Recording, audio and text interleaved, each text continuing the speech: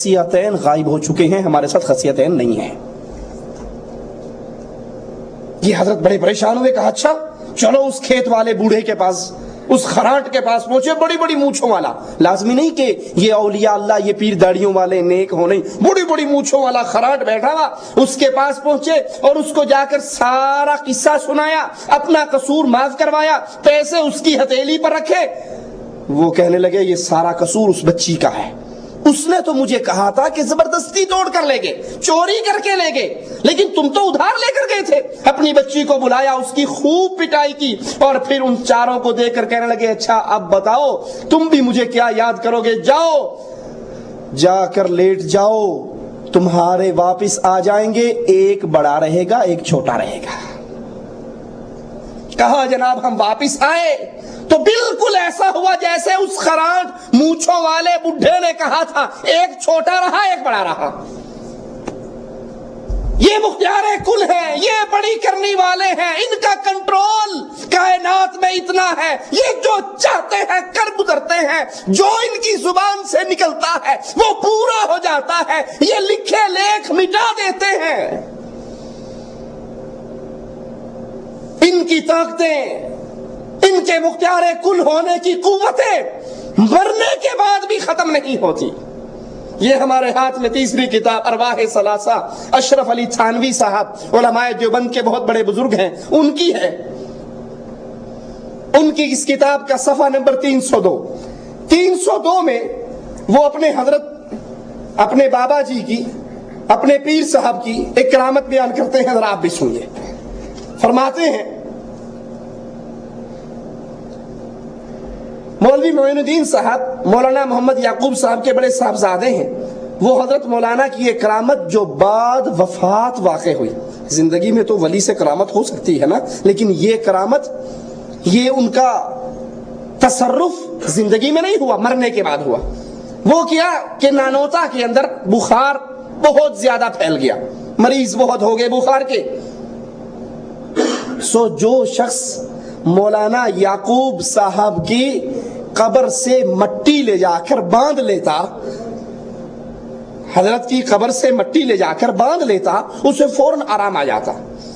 بس اتنی مشہوری ہوئی اور اتنی زیادہ لوگوں نے قبر سے مٹی اٹھائی کہ ادھر وہ ٹرالی مٹی کی ڈال کے فارغ ہوتے اور آدھے گھنٹے میں مٹی غائب ہو جاتی۔ ایک دفعہ ڈالی، 2 دفعہ ڈالی، 3 دفعہ ڈالی۔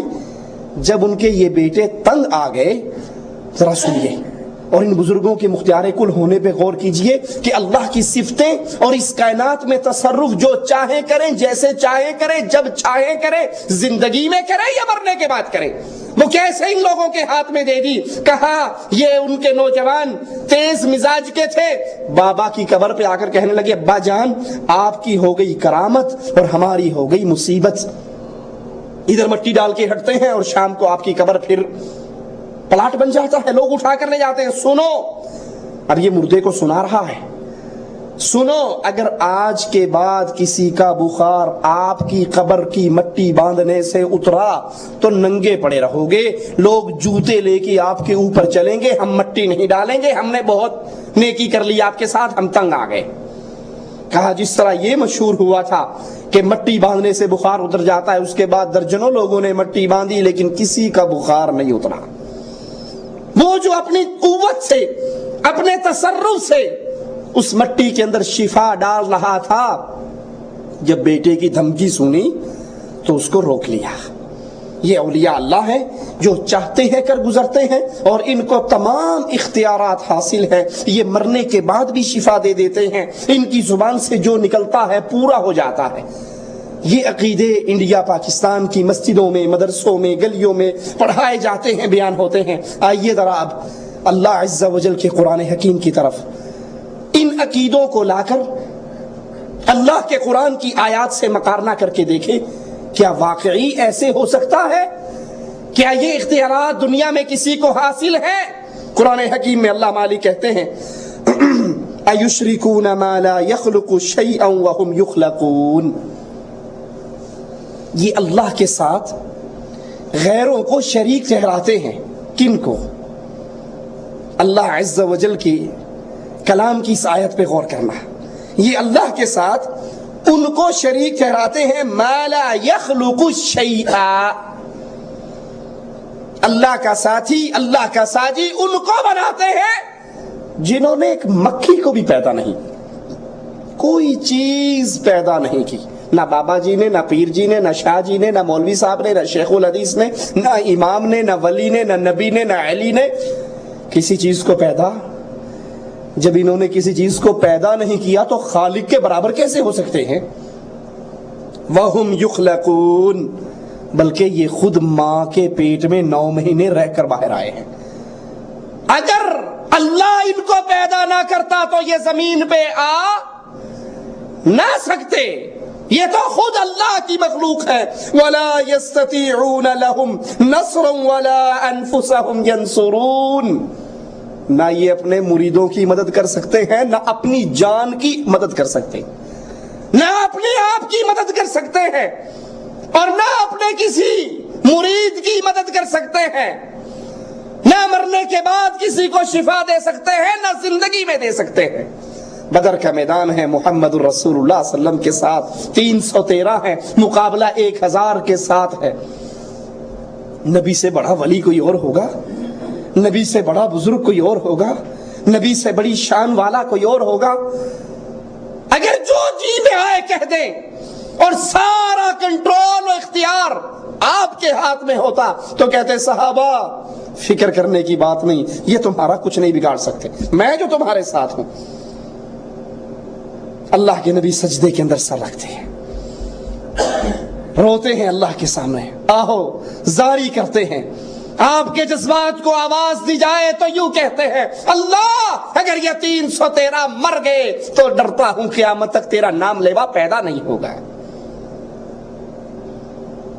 ابو بکر کہتے ہیں اللہ کے نبی سر اٹھائیے، مجھے امید ہے اللہ آپ کی آہ و بکا کو سن کر مدد اتار چکا ہے۔ اور جب آپ غار میں پناہ لیتے ہیں، ابو بکر کہتے ہیں اللہ کے نبی جو یہ مشرکین مکہ غار کے باہر کھڑے ہیں، اگر یہ صرف اپنے قدموں کی طرف نگاہ دوڑائیں تو غار میں ہم بیٹھے ہوئے نظر آ جائیں گے۔ تو اللہ کے نبی کو کہنا چاہیے تھا نا کہ پریشان کیوں ہوتا ہے، میں مختار کل تیرے ساتھ جو ہوں۔ کہا ابو بکر پریشان کیوں ہوتا ہے، ان اللہ معنا، میرا اللہ میرے ساتھ ہے، میرا اللہ میرے ساتھ ہے، اللہ کی مدد ہمارے ساتھ ہے، یہ ہم تک پہنچ نہیں سکتے۔ اسی لیے رسول اللہ صلی اللہ علیہ وسلم سے مالک کہلواتا ہے نبی کہیے قل انی لا املک لکم ضرا ولا رشدا، اے نبی کہہ دیجئے میں تمہارے لیے کسی نقصان اور نفع کا مالک نہیں ہوں۔ یہاں تو مرنے کے بعد مردہ قبر کی مٹی کے اندر شفا کا آرڈر جاری کر دیتا ہے اور مٹی باندھنے سے شفا ہو جاتی ہے، اتنا کنٹرول ہے ان بابوں اور بزرگوں کا۔ اور ادھر رسول اللہ صلی اللہ علیہ وسلم سے کہلوایا جا رہا ہے کہہ دیجئے میں تمہارے لیے کسی نفع نقصان کا مالک نہیں۔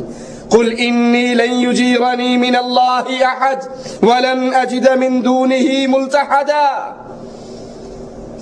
میں نہ تو تمہارے لیے کسی نفع اور نقصان کا مالک ہوں، مجھے ہرگز کوئی اللہ سے بچا نہیں سکتا، اور میں ہرگز اس کے سوا کوئی جائے پناہ نہیں پاتا۔ قرآن حکیم کے دوسرے مقام کو سنیے، لیکن افسوس یہ قرآن حکیم ہمارے ہاتھوں سے جدا ہو گیا۔ رمضان آتا ہے طوطے کی طرح قرآن پاک کو عربی پڑھ لیتے ہیں، سمجھ نہیں آتا یہ قرآن کہتا کیا ہے۔ ترجمہ نصیب، یا تو خود میرے پاس ترجمہ پڑھنے کا ٹائم نہیں، یا گمراہ مولویوں نے مجھے ایسے چکر میں پھنسایا ہے بابا قرآن کا ترجمہ پڑھو گے تو گمراہ ہو جاؤ گے، بس جو حضرت نے لکھ دی ہے اسی کو پڑھو، تم قرآن کو سمجھنے